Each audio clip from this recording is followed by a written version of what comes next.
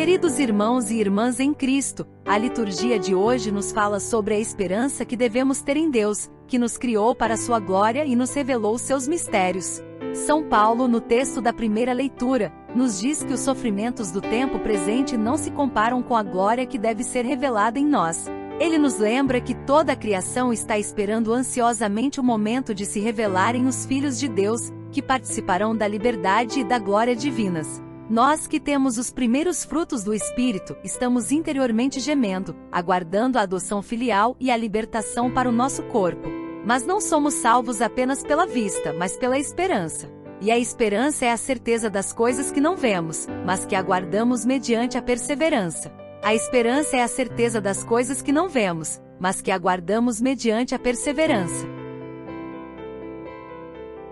Primeira leitura. Os sofrimentos do tempo presente não se comparam com a glória que deve ser revelada em nós. Leitura da Carta de São Paulo aos Romanos. Irmãos, eu entendo que os sofrimentos do tempo presente nem merecem ser comparados com a glória que deve ser revelada em nós. De fato, toda a criação está esperando ansiosamente o momento de se revelarem os filhos de Deus. Pois a criação ficou sujeita à vaidade, não por sua livre vontade, mas por sua dependência daquele que a sujeitou. Também ela espera ser libertada da escravidão da corrupção e, assim, participar da liberdade e da glória dos filhos de Deus. Com efeito, sabemos que toda a criação, até o tempo presente, está gemendo como que em dores de parto. E não somente ela, mas nós também, que temos os primeiros frutos do Espírito, estamos interiormente gemendo, aguardando a adoção filial e a libertação para o nosso corpo. Pois já fomos salvos, mas na esperança. Ora, o objeto da esperança não é aquilo que a gente está vendo. Como pode alguém esperar o que já vê? Mas se esperamos o que não vemos, é porque o estamos aguardando mediante a perseverança. Palavra do Senhor. Graças a Deus. A primeira leitura nos mostra como São Paulo compreendeu o sentido do sofrimento na vida cristã. Ele não nega a realidade do sofrimento, mas o coloca em perspectiva diante da promessa de Deus. Ele sabe que o sofrimento faz parte do processo de libertação da criação, que está sujeita à vaidade e à corrupção por causa do pecado. Ele sabe também que o sofrimento faz parte do processo de crescimento dos filhos de Deus, que são chamados à glória e à liberdade. Ele sabe, enfim, que o sofrimento é passageiro e limitado, enquanto a glória é eterna e infinita. Por isso, ele nos convida a ter esperança, confiando na fidelidade de Deus, que nos deu seu Espírito como garantia da nossa herança. Nós podemos aplicar essa mensagem à nossa vida, quando enfrentamos dificuldades, provações ou perseguições por causa da nossa fé.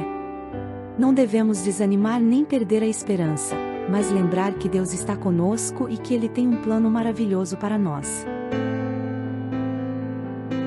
Salmo responsorial. Maravilhas fez conosco o Senhor, exultemos de alegria. Maravilhas fez conosco o Senhor. Quando o Senhor reconduziu nossos cativos, parecíamos sonhar, e encheu-se de sorriso nossa boca, nossos lábios, de canções.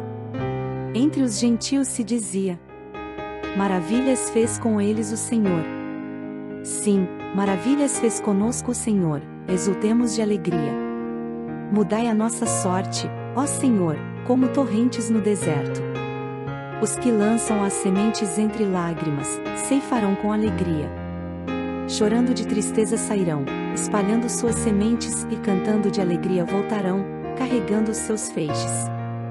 O Salmo responsorial é uma expressão de gratidão e de louvor ao Senhor, que fez maravilhas pelo seu povo. Ele recorda como Deus libertou os israelitas do cativeiro na Babilônia, restaurando-lhes a alegria e o sorriso. Ele reconhece que foi o Senhor que mudou a sorte do seu povo, como torrentes no deserto.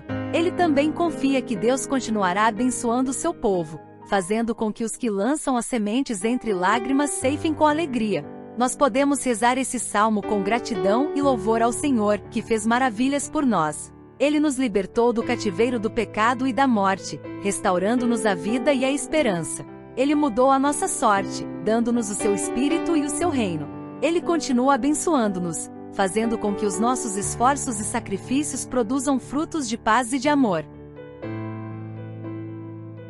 Evangelho.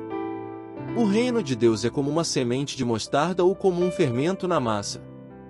Graças te dou, ó Pai, Senhor do céu e da terra, pois revelaste os mistérios do teu reino aos pequeninos, escondendo-os aos doutores.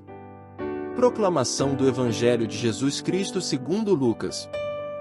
Glória a vós, Senhor. Naquele tempo, Jesus dizia: "A que é semelhante o reino de Deus, e com que poderei compará-lo? Ele é como a semente de mostarda, que um homem pega e atira no seu jardim. A semente cresce, torna-se uma grande árvore e as aves do céu fazem ninhos nos seus ramos." Jesus disse ainda: "Com que poderei ainda comparar o reino de Deus? Ele é como o fermento que uma mulher pega e mistura com 3 porções de farinha, até que tudo fique fermentado." Palavra da salvação. Glória a vós, Senhor. O Evangelho nos apresenta 2 parábolas de Jesus sobre o reino de Deus. A primeira compara o reino com uma semente de mostarda, que é muito pequena, mas que cresce e se torna uma grande árvore. A segunda compara o reino com um fermento, que é misturado com a farinha e faz com que tudo fique fermentado. Essas parábolas nos ensinam que o reino de Deus é uma realidade dinâmica e transformadora, que começa de forma humilde e discreta, mas que se expande e se manifesta com força e grandeza. Elas nos mostram também que o reino de Deus está presente no meio de nós, na pessoa de Jesus, na sua palavra e nos seus gestos. Ele é a semente que foi lançada no mundo e que germinou na sua morte e ressurreição. Ele é o fermento que foi misturado com a humanidade e que a leveda com a sua graça. Nós podemos acolher o reino de Deus em nossas vidas, deixando-nos envolver pelo seu amor e pela sua vontade. Assim, seremos parte do seu crescimento e da sua glória. Queridos irmãos e irmãs em Cristo, a liturgia de hoje nos convida a esperar com confiança a glória de Deus, que se manifesta na sua criação, na sua palavra e no seu reino. Ele nos criou para a sua glória e nos revelou seus mistérios. Ele nos libertou do pecado e da morte e nos deu o seu Espírito como garantia da nossa herança. Ele nos ensinou a compreender o seu reino como uma realidade dinâmica e transformadora, que começa de forma humilde e discreta, mas que se expande e se manifesta com força e grandeza. Que possamos viver na esperança, confiando na fidelidade de Deus, que cumpre as suas promessas. Que possamos testemunhar com alegria as maravilhas que Ele fez conosco. Que possamos acolher o seu reino em nossas vidas, deixando-nos envolver pelo seu amor e pela sua vontade. Assim seremos verdadeiros filhos de Deus, participantes da sua liberdade e da sua glória. Vivamos na esperança, testemunhemos com alegria, acolhamos o seu reino.